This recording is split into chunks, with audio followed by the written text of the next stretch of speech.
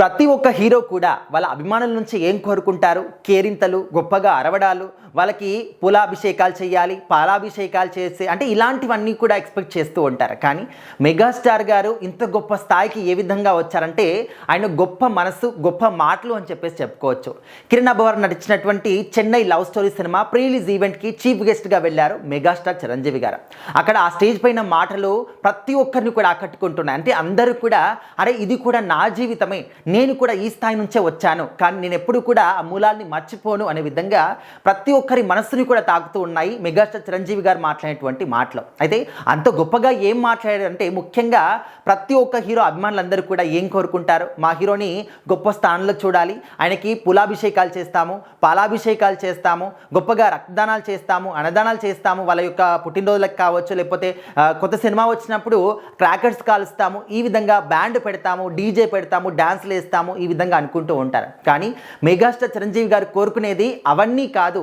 ముఖ్యంగా ఫ్యాన్స్ అందరూ కూడా నాకు ఇచ్చినటువంటి నిజమైన గిఫ్ట్ ఏంటి అంటే ఆ విషయం చెప్పినప్పుడు నిజంగా ప్రతి ఒక్క ఫ్యాన్కి కూడా సినిమా అంటే ఇష్టపడే వాళ్ళు, సినిమాలో ఒక అవకాశం కోసం తిరిగే వాళ్ళు ఎవరైతే ఉంటారో వాళ్ళందరూ కూడా అరే నా జీవితాన్ని నేను చూసుకున్నట్టు ఉంది అని చెప్పేసి ప్రత్యక్షంగా చిరంజీవి గారు ఆయన మాటల్లో నా గురించే చెప్తున్నాడు అనే విధంగా ప్రతి ఒక్కరు కూడా ఫీల్ అయ్యారనమాట. ముఖ్యంగా ఈ యొక్క చెన్నై లవ్ స్టోరీ అని చెప్పేసి టైటిల్ విన్నప్పుడు ఆయనకు అంటే చిరంజీవి గారికి చెన్నై వీధుల్లో ఆయన తిరిగినటువంటి ఆ రోజులు గుర్తుకొచ్చాయట. అంటే ఒక సినిమా ఛాన్స్ రావడానికి చెన్నై వీధుల్లో కాళ్ళకున్నటువంటి చెప్పులు అరిగిపోయే విధంగా ఆయన వీధులు ఎంబట్టి ఏ విధంగా తిరిగాడు, ఆఫీసులు ఎంబట్టి ఏ విధంగా తిరిగాడు, ఈ విధంగా అన్నీ కూడా గుర్తు చేసుకున్నారనమాట.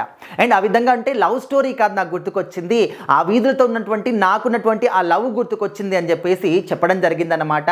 అదేవిధంగా మీరందరూ కూడా నాకు ఇచ్చినటువంటి గొప్ప గిఫ్ట్ ఏంటంటే నన్ను ఏదో గొప్పగా పొగడాలి, అదేవిధంగా కేరింతలయ్యాలి, అరవాలి, ఈ విధంగా చేయడం అంటే ఇది నిజమైనటువంటి అభిమానం కాదు. మేము ఇప్పుడు ఈ యొక్క గొప్ప స్థానంలో నిల్చున్నామంటే దానికి ఖచ్చితంగా ప్రధాన కారణం మాత్రం మీరే, అభిమానులే. కాకపోతే మీరు మమ్మల్ని చూసి ఈ విధంగా కేరింతలు ఇవ్వడం వల్ల మీకు ఏది కూడా రాదు. మేము ఈ స్థాయికి రావడానికి ఎంత కష్టపడ్డామో అవన్నీ కూడా మీరు కూడా ఇన్స్పిరేషన్గా తీసుకొని మీరు కూడా గొప్పగా మీ లైఫ్లో ఏదో ఒకటి సాధించినప్పుడు అది మాకు నిజంగా గొప్ప గిఫ్ట్ అని చెప్పేసి చిరంజీవి గారు చెప్పడం నిజంగా ప్రతి ఒక్కరికి కూడా కనెక్ట్ అవుతుందన్నమాట.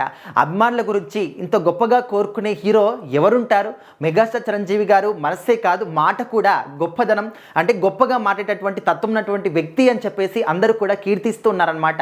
చిరంజీవి గారు కావచ్చు, ముఖ్యంగా కిరణ్ అబ్బవరం గురించి మాట్లాడుతూ ఒక ఫ్యాన్ బాయ్గా తన కెరీర్ని స్టార్ట్ చేసి అదేవిధంగా పక్కింటి అబ్బాయిలాగా సాఫ్ట్గా కనిపించినటువంటి ఈ పర్సన్ ఇంత గొప్ప స్థానానికి రావడానికి ఆయన ఎంత కష్టపడ్డాడు దాన్ని కూడా మీరు గమనించాలి.